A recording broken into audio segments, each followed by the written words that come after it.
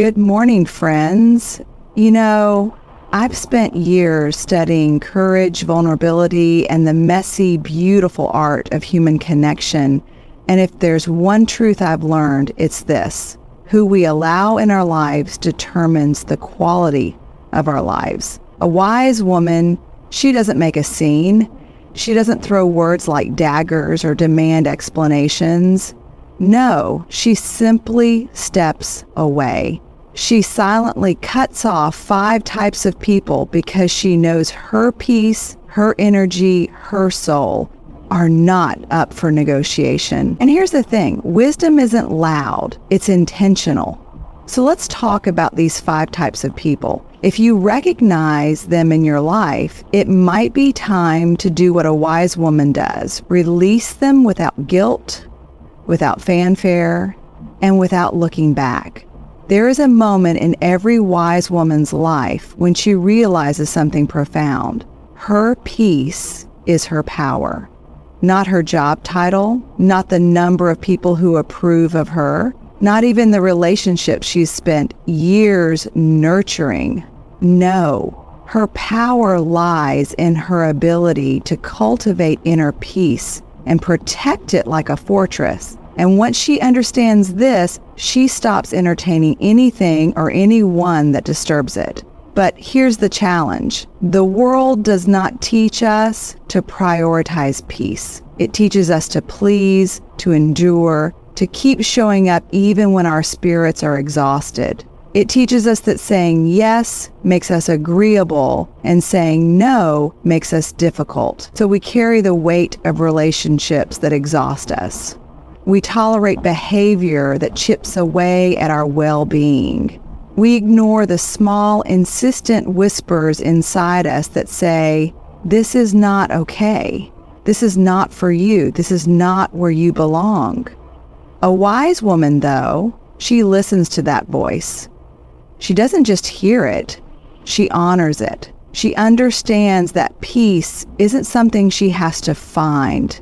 It's something she has to protect. And that means making hard choices. It means walking away from conversations that drain her. It means stepping back from relationships that feel like battles. It means no longer allowing people, no matter how much history they share, to access her life in ways that disrupt her emotional and mental well-being. And let's be clear, this is not about avoiding discomfort. Growth is uncomfortable. Love requires work. Friendships require effort. But there is a difference between putting in effort for something that nourishes you and exhausting yourself for something that depletes you. A wise woman knows the difference. She does not confuse toxicity with loyalty. She does not mistake longevity for value. Just because someone has been in her life for years does not mean they deserve to stay another season. This is where boundaries come in. Boundaries are not walls, they are gates. They don't shut people out, they filter who gets to come in. A wise woman sets boundaries unapologetically, knowing that they are an act of self-respect. She does not feel guilty for needing space. She does not explain why she is choosing peace over dysfunction. She does not negotiate when it comes to her well-being. Of course, not everyone will understand. People who have benefited from your lack of boundaries will be the first to push back when you start enforcing them. They'll call you selfish, distant, or unkind. But remember this, people who respect you will respect your boundaries. People who truly love you will not ask you to sacrifice your peace to make them comfortable. Anyone who takes offense to you choosing yourself was only invested in what they could get from you.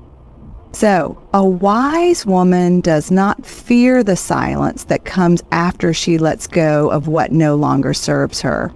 She does not fill the space with distractions or rush to replace what she walked away from. Instead, she leans into the quiet. She embraces the stillness. And in that stillness, she finds the thing she was searching for all along, herself. unshaken, undiminished, whole. There is a unique kind of exhaustion that doesn't come from overwork or lack of sleep. It's the exhaustion of giving, and giving, only to realize that the well you're pouring into has no bottom. It's the weight of always being the reliable one, the fixer, the emotional caregiver, while receiving little to nothing in return. This is the reality of being in a relationship with a chronic taker. And if you have ever been in this cycle, you know how quietly it depletes you. A chronic taker is not always obvious at first. They don't storm into your life demanding everything up front. No, they start small, asking for favors, leaning on your emotional support, expecting you to rearrange your plans for them. And because you are kind, because you care, because you've been taught that generosity is a virtue, you oblige. But over time, you begin to notice a pattern. Every interaction leaves you feeling drained. Every conversation revolves around their needs, their struggles, their wants. And when you need something, they are suddenly too busy, too distracted, or simply uninterested. A wise woman recognizes this pattern early, and she does not make excuses for it. She does not tell herself that they are just going through a tough time, or that they will give back one day. Because here's the truth, chronic takers don't give back. They take because they are conditioned to believe that someone will always be there to give. They are drawn to people who are generous, empathetic, and self-sacrificing, not because they value these traits, but because they know how to exploit them. One of the hardest things to accept is that not everyone deserves your kindness. Not because kindness itself is wrong, but because it should never come at the cost of your well-being. Generosity should be reciprocal. Love should be mutual. A relationship, whether friendship, family, or romance, should be an exchange of energy, not a one-sided transaction. A wise woman understands this and refuses to be a resource for those who see her as nothing more than an emotional ATM. And yet, cutting off a chronic taker isn't always easy. They have a way of making you feel guilty, of making you believe that walking away is selfish. They will remind you of everything you have done for them, twisting it into a reason why you must continue. But hear me when I say this. You do not owe anyone an endless supply of yourself. You do not exist to fix, rescue, or endlessly accommodate. It is not selfish to walk away from someone who only sees you as a means to an end. A wise woman sets boundaries. She stops answering every call, responding to every crisis, and rearranging her life for people who wouldn't do the same for her. And when she does this, something incredible happens. She gets her energy back. She begins to feel lighter, freer, more at peace. She realizes that the exhaustion she carried was never hers to bear in the first place. And so she walks away without bitterness, without resentment, without looking back, because she understands that when you stop pouring into people who only take, you create space for those who will pour back into you. There is a kind of person who does not argue to understand, who does not listen to learn. Instead, they listen to twist, to distort, to make you question your own reality. This is the master manipulator. They do not control with force, they control with confusion. And if you are not careful, they will turn your kindness into guilt, your confidence into doubt, and your truth into something that feels like a lie. A master manipulator doesn't just lie with words, they lie with emotions. They make you feel unreasonable for setting boundaries. They make you feel dramatic for expressing pain. And the most dangerous part, they do it so subtly that you start to believe them. You find yourself apologizing for things you didn't do. You shrink yourself to avoid upsetting them. You begin to walk on eggshells, not because you did something wrong, but because they have convinced you that you are always on the verge of being too much or not enough. One of their favorite tactics is gaslighting, the art of making you doubt your own perception. You remember what was said, but they swear they never said it. You recall how they hurt you, but they tell you it was all in your head. Over time, you start to second guess yourself. Maybe I did overreact. Maybe I am too sensitive. This is exactly what they want, because once you doubt yourself, once you lose trust in your own emotions, they can rewrite the story however they please. A wise woman recognizes manipulation not by what is said, but by how she feels. Confusion, anxiety, guilt.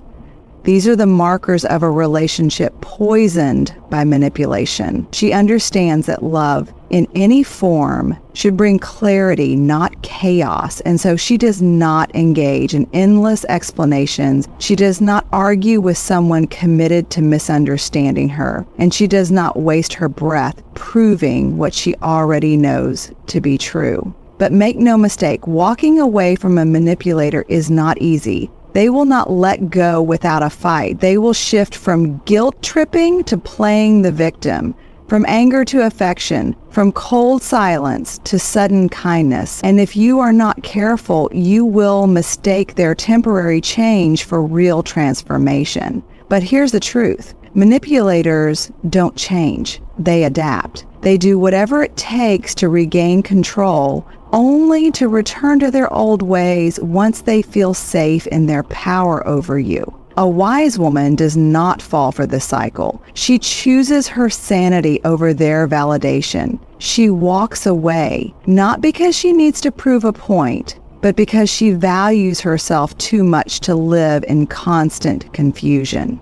She does not need permission to trust her own experience. She does not need proof to justify her pain. She does not need closure from the person who created the wound. And so she chooses clarity, she chooses peace, she chooses herself. And in doing so, she breaks free from the invisible chains of manipulation, never to be bound again. There is a difference between constructive feedback and constant criticism. One helps you grow, the other makes you shrink. A constant critic is not in your life to support you.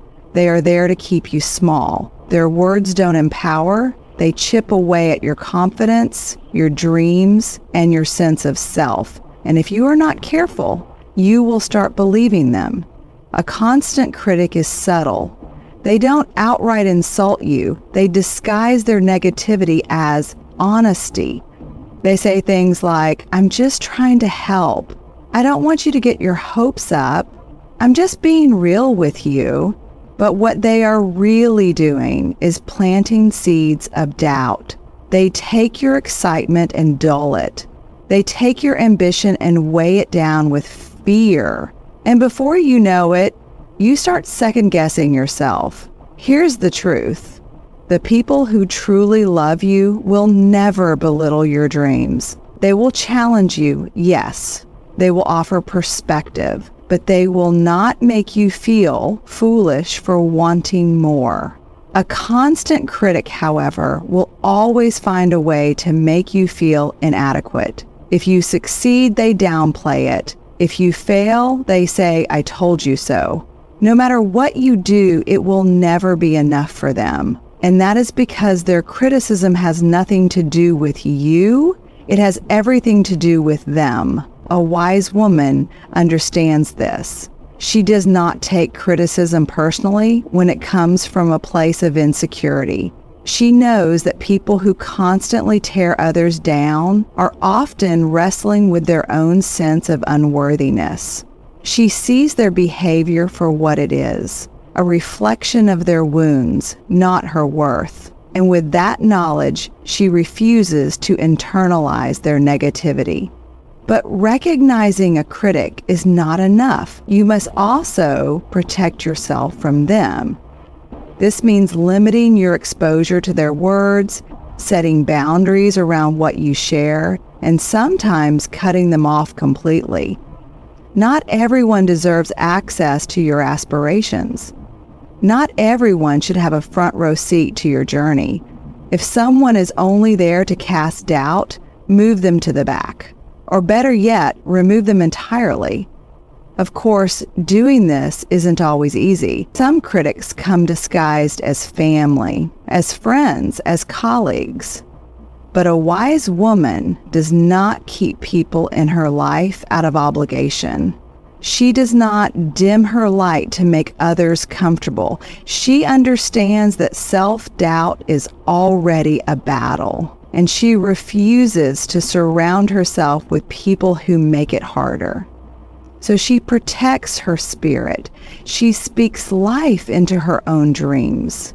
She surrounds herself with those who lift her up, not those who drag her down, because she knows that a voice of encouragement, her own or someone else's, is far more powerful than a chorus of critics. Some people do not know how to exist without chaos. Their lives are a revolving door of problems. One moment they're in an argument with a friend, the next they're dealing with a work crisis, and before you can take a breath, there's yet another emotional emergency. These are the drama magnets.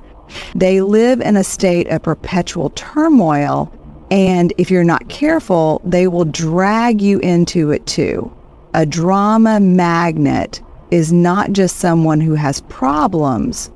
Everyone faces challenges. What makes them different is that they thrive on the chaos. They are not looking for solutions. They are looking for an audience. And the more you engage, the more they pull you in. You start answering late night calls, dropping everything to help them, and investing your energy into solving problems that aren't even yours.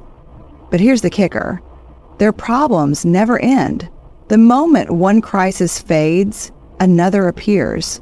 It's an endless loop, and you are the one who keeps getting burned. At first, it may feel like you are being a good friend, a supportive family member, or a compassionate listener, but over time, you start to realize that you are exhausted.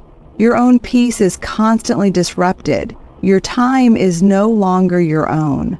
And the worst part, your efforts to help them don't actually change anything.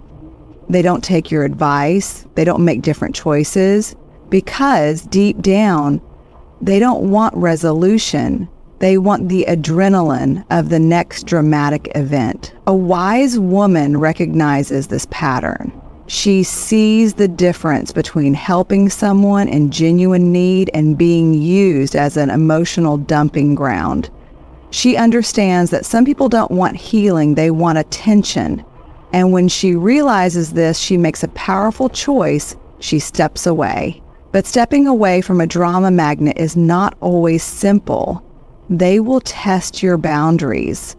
The moment you pull back, they will guilt trip you. They will accuse you of not caring. They will paint you as the bad guy for refusing to participate in their endless emotional roller coaster. But here's the truth. You are not responsible for carrying someone else's chaos.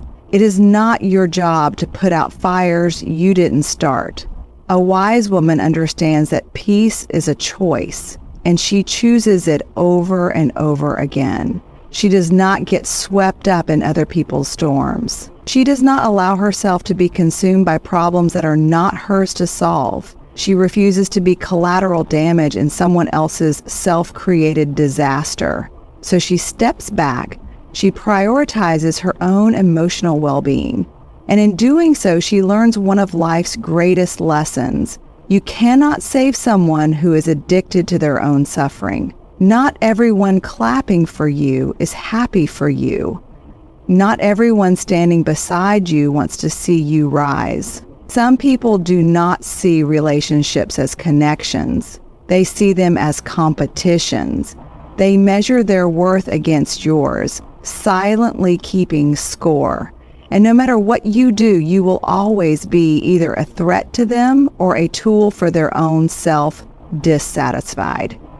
These are the disguised competitors. A disguised competitor does not openly challenge you. No, they operate in the shadows. They smile at your success, but quickly remind you of where you fall short. They celebrate your achievements, but only if they have something bigger to boast about. Their compliments often carry an edge. Their support feels conditional, and their friendship comes with an undercurrent of tension. If you have ever shared good news with someone and walked away feeling uneasy, like somehow your joy was deflated, you have met a disguised competitor. What makes them dangerous is that they often appear as close friends, colleagues, or even family members. And because you value the relationship, you ignore the subtle jabs, the passive-aggressive comments, the way they minimize your wins while amplifying their own. You tell yourself it's just how they are. You make excuses for their behavior. But over time, their constant need to compete starts to wear you down. You begin to question yourself, to shrink, to hold back from sharing your accomplishments. And that is exactly what they want, to keep you doubting, to keep you small. A wise woman recognizes this dynamic and refuses to engage. She understands that true confidence has no need to compete. She does not measure her success by someone else's ruler, and she does not allow another person's insecurities to dictate how she moves through the world. When she senses competition disguised as friendship, she stops playing the game. But make no mistake, walking away from a disguised competitor is not just about physical distance. It is about mental and emotional separation. These individuals thrive on comparison, and the only way to truly free yourself is to stop participating in it. A wise woman does not waste her energy proving herself to someone who is determined to see her as a rival. She does not dim her light to make others feel comfortable. She stands fully in her power unapologetically. This does not mean she becomes bitter or resentful. She simply chooses to surround herself with people who genuinely want to see her win. She understands that there is enough success, enough joy, enough abundance for everyone, and she aligns herself with those who believe the same. So she walks away from silent competitions, from people who secretly root for her failure, from relationships built on rivalry instead of real connection, because she knows that the only person she ever needs to compete with is the woman she was yesterday. There comes a moment in every wise woman's life when she stops explaining herself. She stops justifying why she is walking away from what no longer serves her. She simply chooses herself. And in that choice, she reclaims her peace, her confidence, and her power. She does not cut people off out of bitterness or anger. She does it out of self-respect. She understands that not everyone is meant to stay, that not every relationship is worth saving, and that protecting her energy is not selfish. It is necessary. She no longer entertains chronic takers. She refuses to engage with manipulators. She does not absorb the negativity of critics, nor does she participate in the chaos of drama magnets. She walks away, not because she is cold-hearted, but because she has learned the most valuable lesson of all. Her well-being is her responsibility. And as she lets go of those who drain her, she makes space for those who uplift her. She surrounds herself with people who pour into her as much as she pours into them. She chooses relationships that nourish, not deplete. A wise woman does not shrink to make others comfortable. She does not tolerate what dims her light. She stands firm in her worth, unwavering in her boundaries, unapologetic in her peace. And in doing so, she becomes unstoppable.